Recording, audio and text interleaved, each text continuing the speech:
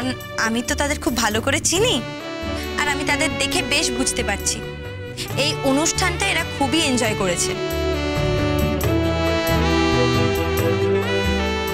সত্যি কথা বলতে গেলে আমি এটাই চেয়েছিলাম যে তোমরা এখানে এসো, জায়গাটাকে এনজয় করো। এরপরও যদি সবার মনে হয়ে থাকে যে আমি খুব বড় অন্যায় করেছি, তাহলে আমি আমার অন্যায় স্বীকার করছি। আমাকে তোমরা পারলে ক্ষমা করে দিও।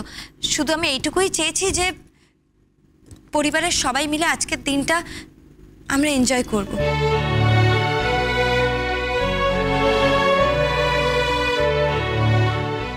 স্যাক্রিফাইসটাই জীবন নয়, আনন্দকে উপভোগ করাটাই হলো আসল জীবন। নমস্কার।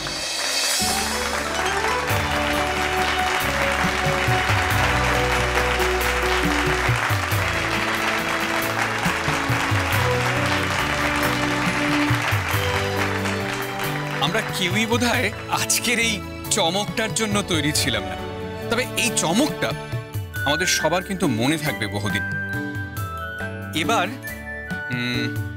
ইমন মুখার্জির শ্বশুর মশাই যতীন্ময় চট্টোপাধ্যায়ের কাছ থেকে কিছু শুনতে চাইব।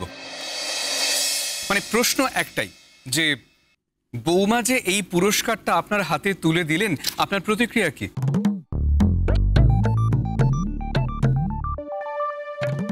নমস্কার, আমার কোনো প্রতিক্রিয়া নেই।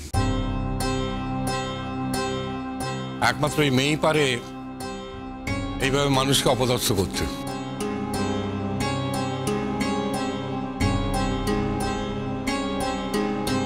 আমাকে চ্যালেঞ্জ করেছিল, বলেছিল তোমাদের যেতেই হবে।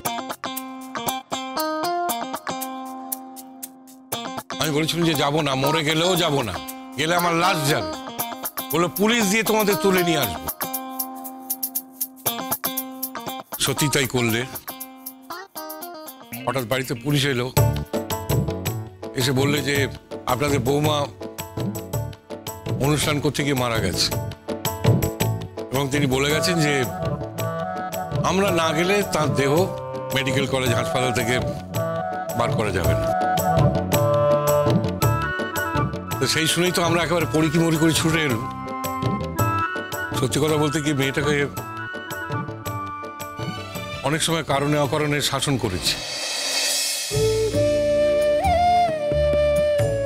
আসলে আমরা পুরোনো দিনের মানুষ তো, ওদের এই ধরনের জীবনযাত্রা আমরা ঠিক মন থেকে মেনে নিতে পারি না। তো যাই হোক, বুঝতে পারলাম যে মিথ্যে কথা বলে আমাদের এখানে টেনে নিয়ে এসেছে। তবু মানে এখানে আসার পর বোনটার গলায় আবার কত সুন্দর গান, ওহ কতদিন শুনিনি। তারপর বৌমার অত সুন্দর নাচ দেখে মনটা একেবারে ভরে গেছে।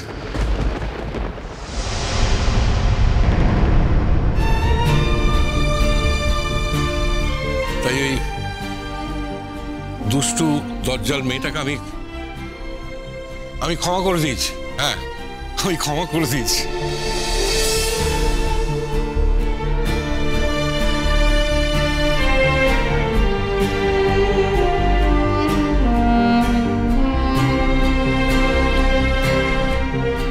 আমি ওকে আমার অন্তর থেকে অনেক আশীর্বাদ করছি।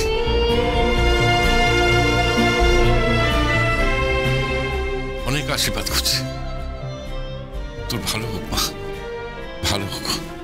থাক মা, থাক থাক থাক থাক।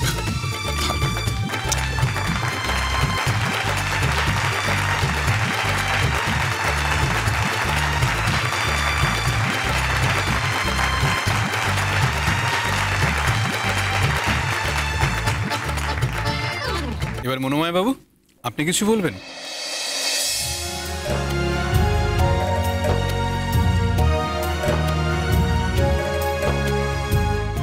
নমস্কার। কি বলি বলুন তো, মানে একেবারে গোহারান হেরে গেছি। আর হেরে যাওয়া মানুষরা কি আর বেশি কথা বলতে পারে, না বলা উচিত? আমি যেটা বলতাম সেটা আমার দাদা একটু আগেই বললেন, আমি বললে আবার তার পুনরাবৃত্তি হবে, আমি সেটা আর করতে চাইছি না।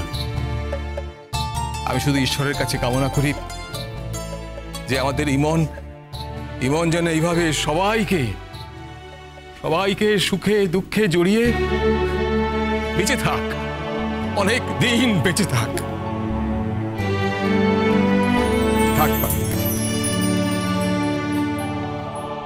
এবার নয়নমণি চট্টোপাধ্যায়, আপনি? না না, আমি কিছু বলতে পারবো নি। না না, কিছু পারবো নি। আমি কোনোদিন ঘর বাইরে দাঁড়িয়ে দুটো কথা বলতে পারিনি গো। ডান্ডারে কি বলবো ঘরে?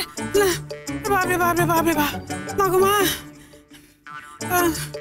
ওই বলছিলাম কি, সত্যি তো আবার কথা বলে না, ওই বোবার মুখেও মাঝে মাঝে বুলি ফোটে, বলে না ওই সে এই মেয়ে ছেলের মুখে বুলি ফুটি দিয়েছে, এই দজ্জাল মেয়েটি। হ্যাঁ, আমাদের বাড়ির বউ ইমন রানী।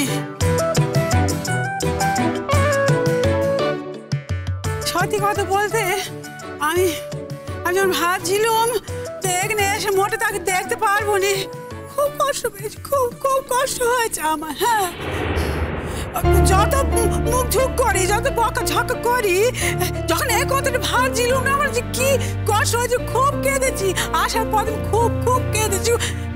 সুদন, আমি সুদন না, মানে মেয়ে ঠাকুর, সে ঠাকুর দাঁড়িয়ে আছে, তার সুদন, খুব কেঁদেছি। তা মনে একটা আশা ছিল, যদি গিয়ে দেখি যে সে মিছে কথা কয়েছে, সে মোটে সত্যি কথা বলেনি কো।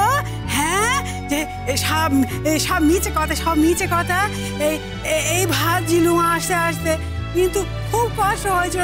তারপর যখন এখানে এসে দেখলুম হ্যাঁ সত্যি মিছে কথা কয়েছে, আমার মনে হলো যেন আমি একটা কি নতুন একটা জীবন ফের পেলুম। হ্যাঁ, সত্যি মনে হলো নতুন একটা জীবন।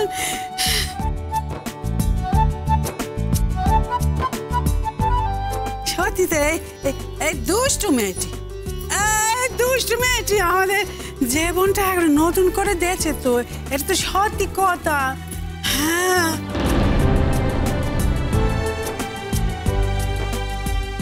এই যে এসে এখানে এত অনুষ্ঠান দেখলুম, কত নাচ গান দেখলুম, ভালো লেগেছে। ও সে থাকবে বলেন, ভালো লেগেছে না? এত ভালো লেগেছে, সব নেচেছে, গান করেছে, কি। আর আপনারা যে সবাইকে ভালো বলেছেন না, এটা আমার মনে কিরকম একটা কি বলে অহংকার হচ্ছিল, অহংকার। আমার মনে হয়েছিল আমাদের বাড়ি বউ, তো এ তো আমাদের বাড়ি বউ। কি যে ভালো নাচছিল, কি বলবো, সত্যি।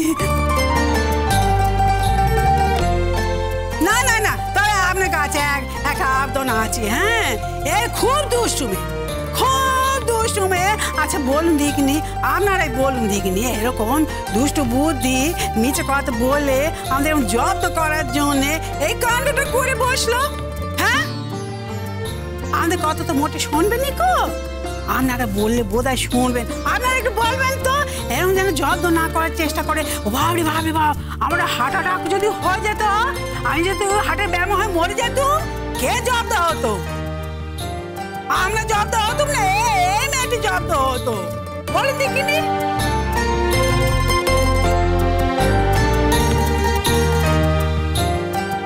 আপনারা ওকে বলবেন এই দুষ্টুমি যেন আর না করে, আমাদের এভাবে যেন জব্দ না করে।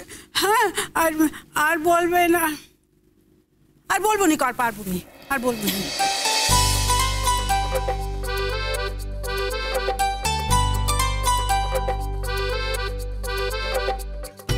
আপনাদের সকলকে অসংখ্য ধন্যবাদ। একটা অনুষ্ঠানের পাশাপাশি আর একটা যে অনুষ্ঠান চলছিল, এটা কিন্তু আমাদের জানা ছিল না, কিন্তু এই অভাবনীয় আনন্দ অনুষ্ঠানে আমরা মুগ্ধ। একটা কথা আমি বলতে চাই, সেটা হচ্ছে যে ইমনের শাশুড়িমা যে কথা বললেন যে ঘরে ঘরে এমন দুষ্টু বৌমা যেন না থাকে, দুষ্টুমি একটু কমাতে, কিন্তু আমি বলবো যে এমন দুষ্টুমি না করলে বোধহয় এমন একটা মুহূর্ত আমরা পেতাম না।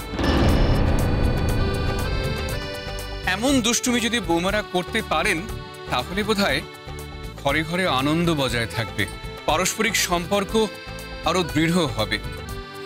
এভাবে গোটা সমাজটাই উপকৃত হবে।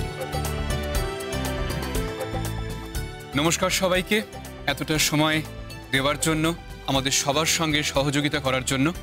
অনুষ্ঠান আজ এখানেই শেষ করছি। নমস্কার।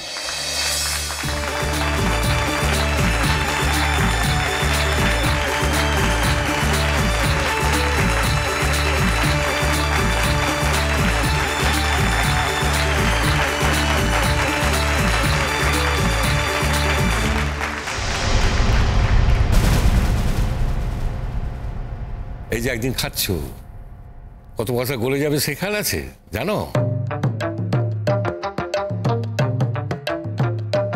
গলে গেলে যাবে, অন্যেরটা গলছে, তোর তো আর গলছে না। অন্যেরটা গলবে মানে? গলবে তো বাবার। বাবা থাকতে বাড়ির অন্য কেউ টাকা খরচা করতে পারে নাকি?